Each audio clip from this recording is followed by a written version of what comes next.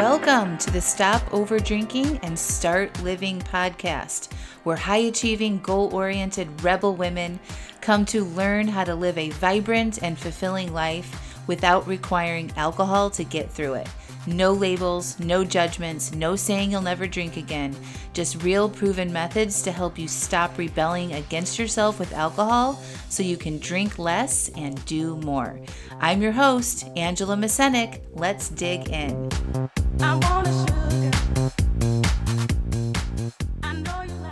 Welcome to episode 357. Are you being selfish? Well, hello. Welcome back to the podcast. I love today's topic. It's all about this idea, this word, this meaning around selfish and selfishness. But before I get into it, I need to talk to you about something. So maybe you listened to last week's episode and you heard about the big reveal, and you maybe even attended last week's Zoom call where I shared what the big reveal is. And I'm going to give you a little bit more insight to it right now. If you didn't attend that Zoom call, I am creating something brand new. And you're not going to believe what it is, but I'm about to tell you, okay? I am creating a retreat center in Lisbon, Portugal.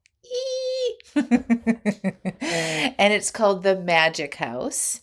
And this Friday, November 14th at 1 p.m., I'm going to be sharing the details and the story behind the Magic House. And there's going to be 3 retreats that you can sign up for right now at the Magic House, 2 in 2026 and 1 in 2027. These are going to be highly discounted retreats, and you'll be joining something called the Founders Circle. So if you want to hear the details about that, I want you to go to angelamascenik.com/retreat magic expands. That's angelamascenik.com/retreat magic expands. Sign up, you'll get the Zoom link. Okay. And then you can join me, hear all the details, because when I made this soft announcement last week, almost half of the spots sold out in a day. And so I don't want you to miss out. But I want to tell you the story behind the Magic House and how it all came to be. And I think it's very, very powerful. So come and join me this Friday, the 14th at 1 p.m. Eastern Time. It will be recorded, and you'll have 24 hours to watch the recording. And then I'm going to be announcing all of the details and sharing the website and stuff to the larger audience. So you definitely want to come and get the info if you're slightly interested in attending one of my transformational retreats. Okay? All right. So I want to talk about selfishness today, because so many of the people that I work with, and I have this internalized myself as well, but a lot of us really worry about being selfish. And, sometimes when you start working on your relationship with alcohol, I'm really encouraging you to start setting some boundaries and really look at all of the commitments that you have and start saying no to some things. Because when we are overstretched and overwhelmed and super busy and stressed out, and we're running in 1,000 different directions and our schedule is too busy, what do? We look for that quick escape at the end of the day through alcohol, right? And we tend to overdrink.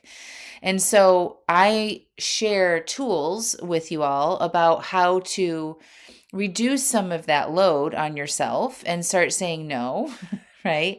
And looking at some of our conditioning that drives our behavior to say yes to all the things, right? And a lot of times, my clients tell me that they feel selfish by saying, no, I'm not going to drive you at 10 p.m. to Target to pick up blah, blah, blah that you forgot and it's due tomorrow, right? Or no, I'm not going to come over to your in-laws on this weekend because it's my only day off, right? Whatever it is that you are trying to evaluate and do less of, that can feel selfish. And it's really the biggest problem. Most people don't get called out on being selfish, although that has happened and I've received it as well. But mostly it's an internal, mental, ideal that we have been programmed to believe that our actions could be selfish. Okay. And it's not. Just so you know, taking care of yourself does not mean you're selfish. So if we really look at the true definition of being selfish, that is lacking consideration for others or concerned chiefly with one's own personal profit or pleasure. That's the dictionary definition. Lacking consideration for others, concerned chiefly with one's own personal profit or pleasure. So we're not taking things from other people for our own benefit, right? We are giving ourselves something. That is the kind of the mind shift I want you to think about, right? I'm not taking away from my husband if I decide to go on a retreat that's going to be good for me, right? I'm not taking away from my kids if I tell them, no, I'm not going to drive you around on these last minute requests. I'm not taking anything from them.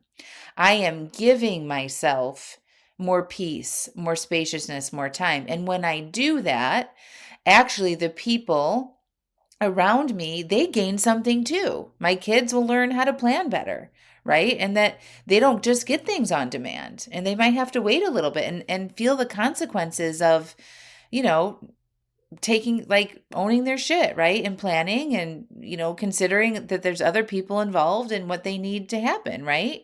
That's not selfishness. And my husband might get to gain what it's like when I'm not here and get to appreciate me more, right? Or have better relationships with my kids because he's on point. So everybody does actually gain something when you start prioritizing your own needs and what you actually need. Okay. So, and this has come up for me too, because this retreat center that I'm building, I'm going to be traveling a lot more. I need to go over to Portugal and I need to build it and I need to work with the interior designers and I need to buy things and set it up and do run throughs and work with electricians and, all the things that requires, right? And I'm going to have to be away from my family more than I normally am. And so I have this programming that I recognize, and I don't act from it, but I recognize it's there, that I should be home more. My kids need me, right? Who do I think I am? Just flying across the ocean and building this thing when I should be at home and making sure everybody's happy, right? And I recognize that in myself. I notice it's there and I'm not actually taking action from it. It's okay that we have these thoughts. Usually this selfishness is more internal, like I was saying at the beginning of the podcast, right? And when you're aware of that and you can see it and, like, okay, where did this come from? Who told us women that we had to do what we do, right? Somebody did. Who made these rules up that women who have children have to stay home all the time and make sure everybody is happy and taken care of? Who made that rule up? Tell me. Somebody did, right? And sometimes those rules and this idea of selfish or selfishness doesn't really work, right? Because we need to be focused on ourselves and create boundaries when we want to make changes, especially with our drinking, because most of the time we are drinking because we're not giving ourselves what we actually need. We're not giving ourselves the rest. We are not giving ourselves the time that we need to process and lay down and nurture ourselves and actually learn how to relax without needing a drug like alcohol to do it, right? And so I want to invite you to actually be a little bit more selfish, or think about a way that you can reframe that for yourself, that you are giving to yourself, but you're not actually taking something away, right? Like, selfishness to me just means, like, you have some evil agenda. Like, oh, I'm gonna take away all of this, right? I'm gonna hoard all of this information. I think about, like, the kids and Halloween candy, right? Maybe there's like a shared bowl of candy that the family has. And one kid might be a little selfish because they're gonna pick out all the favorites and they're gonna hide them in their room. That's probably more selfish, right? They're thinking about, I want all the Reese's peanut butter cups, and so I'm gonna take more than my share and keep it to myself because I want those the most, right? That is not what we're doing here when we are thinking about taking a break and saying no to other people and potentially even maybe going on one of my retreats, right? You are giving to yourself. And that doesn't mean that the other people in your life don't get to have something. right? They actually get to have more of you. Because when you come back from some of those things and you start to say no, you're going to be happier and you're going to be more present and you're going to be more yourself, your more authentic self. And that's what they actually want, right? They don't want this numbed out, pissed off, resentful woman around, right? Like nobody likes that. So I want you to think about how maybe you've judged yourself that you might be being selfish if you know, it can come up in so many ways. Like you might feel selfish if you don't show up to somebody's house with a bottle of alcohol, or you don't, bring a dish to share or something, and you just show up and you eat the meal without bringing anything. There might be some of you that do that. That is not being selfish, okay? That is looking at the situation and saying, I want to go, right? I want to contribute. Is there something else that I can do that is not going to exhaust me, or it might not be, or that might be better for me than showing up with excess food and alcohol, which nobody needs, right? Nobody needs extra of that stuff anyway. So how does it show up for you? If you feel like you're being selfish, what does that sound like in your head? Is it saying no to holiday plans? Is it saying, no, I'm not going to make all of these dishes for these holidays. I'm not going to clean up everything. I'm not going to host a holiday party this year because it's not good for me. How does that show up for you, especially right now during the holidays? Or maybe you're thinking about or working on reducing how much you're drinking, and you're recognizing that you overdo and you overstretch yourself, and you're trying to walk that back a little bit and have some boundaries with yourself and say no more.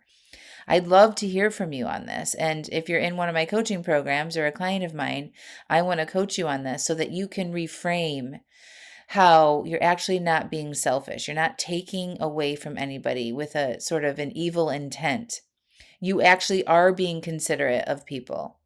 When I think about me building this magic house in Lisbon, I do consider the family. I do consider the kids. I do consider my husband. I do consider everybody that, my pets, everybody that might need something from me, right? And I try to make it work, or I might do a shorter trip, or, I'm making sure I'm not missing birthdays or important holidays and things like that. That is not having a lack of consideration for others. So that straight up textbook definition does not apply, right?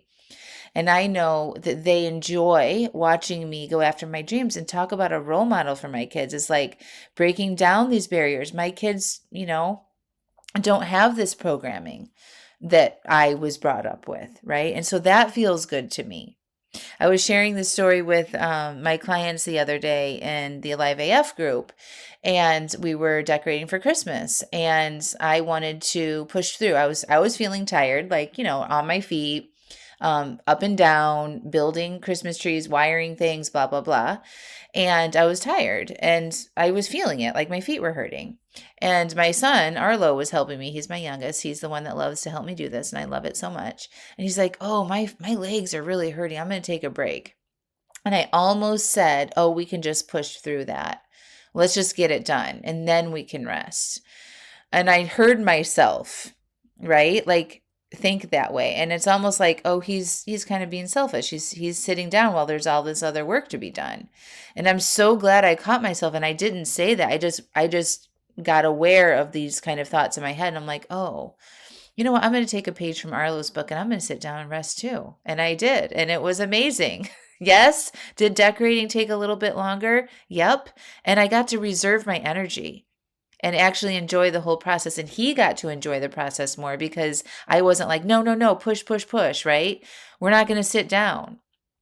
That is, I feel like that could be a little selfish, is like making other people do what you want to do because of our own internalized beliefs about how it should go. Right? Like we should be listening to other people and making accommodations. So anyway, I want to redefine what selfish or selfishness looks like.